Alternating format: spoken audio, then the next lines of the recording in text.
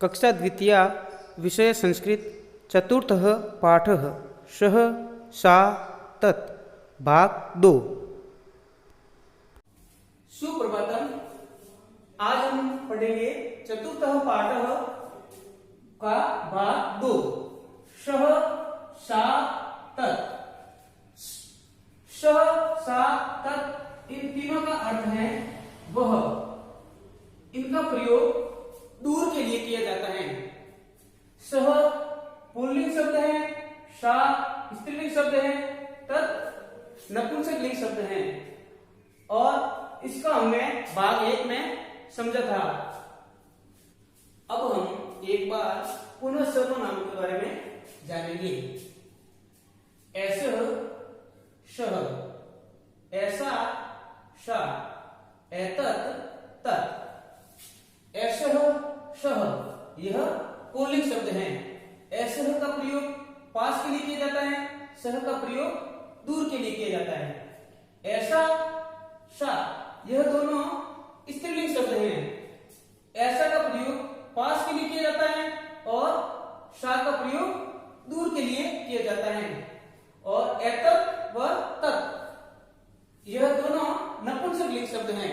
एतत् का प्रयोग पास के लिए किया जाता है, तत् का प्रयोग दूर के लिए किया जाता है। ऐसा, ऐसा, एतत् इन तीनों का अर्थ है यह। जब कोई व्यक्ति वस्तु पास के लिए प्रयोग करेंगे तो क्या करेंगे? पुल्लिंग शब्द के साथ ऐसा, स्त्रीलिंग शब्द के साथ ऐसा और नपुंसक लिंग शब्द के साथ एतत् का प्रयोग करेंगे। उसी प्रकार कोई व्यक्ति वस्तु कोई दूर है, कोई महिला जैसे कोई दूर है तो उनके लिए सह सा तत् का प्रयोग करेंगे। इनका अर्थ है वह। ये तीनों शब्द पास के लिए और इन तीनों शब्दों का प्रयोग दूर के लिए करेंगे। उसी प्रकार कह, का, किम यह तीनों प्रश्नवाचक शब्द हैं। कोई भी प्रश्न पूछते समय इनका प्रयोग करते हैं। कह का अर्थ है कौन, का कौन, किम का अर्थ है क्या। कह पुल्लिंग शब्द है, का स्त्रीलिंग शब्द है, किम नपुंसक लिंग शब्द है। कह का प्रयोग ऐसा सह इनके साथ किया जाता है, का प्रयोग ऐसा सा के साथ करेंगे और किम का प्रयोग एतत् व तत् के साथ करेंगे। जैसे कि कोई व्यक्ति है, कोई व्यक्ति पास खड़ा है तो हम पूछेंगे, क्या पूछेंगे? ऐसा कह, क्या कहेंगे? ऐसा कह यानी ऐसा का अर्थ है यह, कह यानी कौन, यह कौन है। उसी प्रकार अगर ये व्यक्ति दूर खड़ा है तो हम क्या कहेंगे? सह कह, सह यानी वह, कह यानी कौन है, यानी दूर के लिए सह कह और पास के लिए ऐसा कह। यह दोनों पुल्लिंग शब्द वाले वाक्य के साथ इसका प्रयोग करेंगे।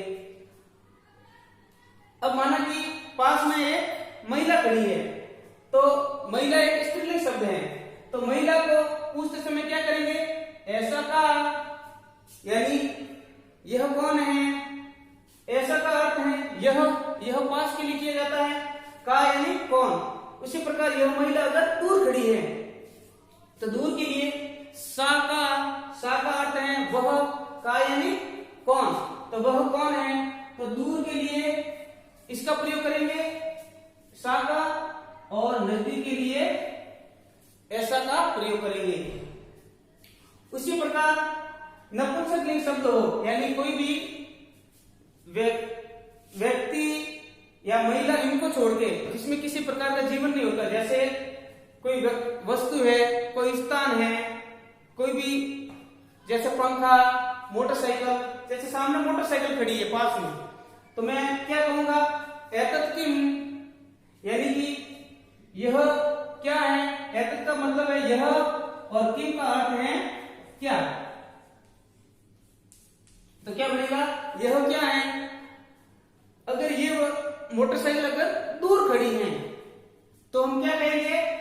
तत् किम, तत् का अर्थ है वह, किम यानी क्या। तो दूर के लिए हम तत् किम और नजदीक के लिए एतत् किम। तो इस प्रकार हम समझ गए कि इन तीनों का प्रयोग ऐसे हो, ऐसा, एतत्, इनका प्रयोग पास के लिए किया जाता है। और कह, का, किम, कह का प्रयोग पुल्लिंग शब्द वाले वाक्य के साथ, का प्रयोग स्त्रीलिंग शब्द वाले वाक्य के साथ, किम का प्रयोग नपुंसकलिंग शब्द वाले वाक्य के साथ, इनका प्रयोग पास के लिए करेंगे। और दूर के लिए सह, सा, तत् का प्रयोग करेंगे। शब्दार्थ: गायती गाता है या गाती है। कह यानी कौन, का कौन, किम क्या, नर्तकी नर्तकी यानी नर्तकी, नृत्यति यानी नाचती हैं, पचती पकाती हैं।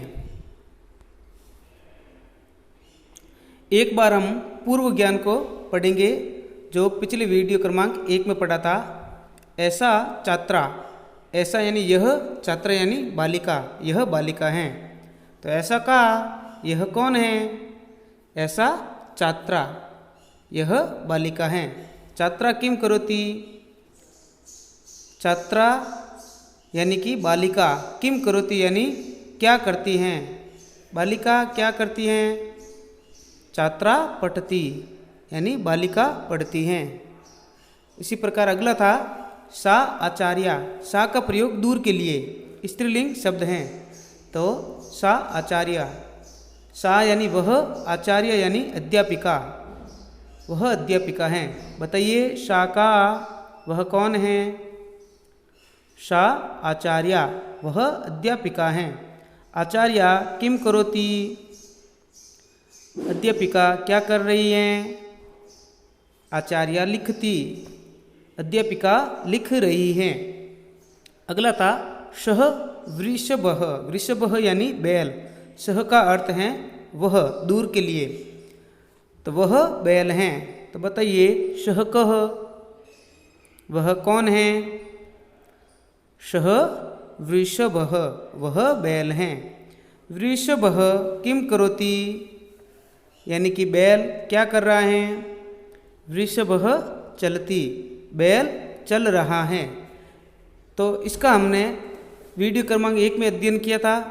अब हम आगे के वाक्य का अध्ययन करेंगे।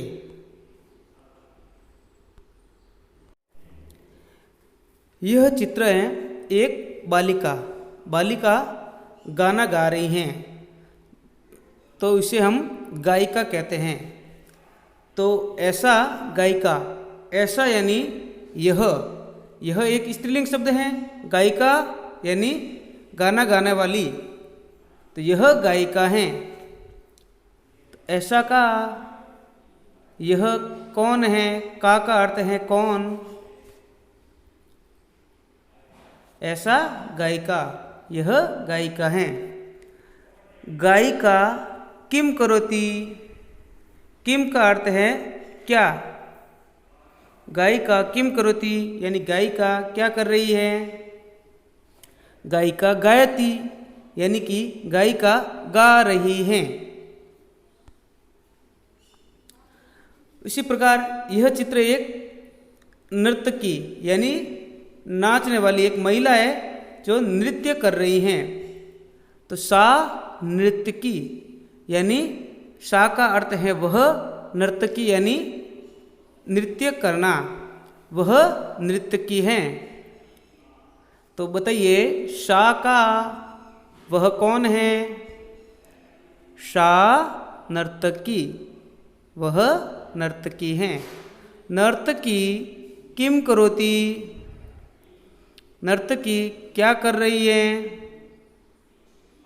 नर्तकी नृत्यति यानी कि नर्तकी नृत्य कर रही हैं। उसी प्रकार यह एक महिला का चित्र है, यह खाना बना रही है। तो सा गृहिणी, जो घरेलू महिला इसे गृहिणी कहते हैं, वह गृहिणी है। तो इसे हम संस्कृत में कहते हैं सा गृहिणी, वह गृहिणी है। तो बताइए सा का वह कौन है, सा गृहिणी। गृहिणी किम करोति, गृहिणी क्या कर रही है? गृहिणी पचती, पचती यानी पकाती है। क्या पका रही है? खाना पका रही है। तो पकाने को कहते हैं संस्कृत में पचती। गृहिणी पचती यानी कि गृहिणी पका रही हैं। इस वीडियो को आपको ध्यानपूर्वक देखना है, समझना है और इसके शब्दार्थ आपको अपनी कॉपी में करना है। इसके वाक्य भी आपको अपने कॉपी में लिखना है। यह है आज का गृह कार्य। उचितेन पदेन उभयम पदम संयोजयतु। गृहिणी, अश्व, गायिका, नर्तकी, कमलम, यह शब्द को मिलान करना है। गृहिणी यानी गृहिणी क्या करती है? पचती। अश्व धावती, गायिका गायती, नर्तकी नृत्यति, कमलम विकसती। इनको आपस में मिलाना है। धन्यवाद।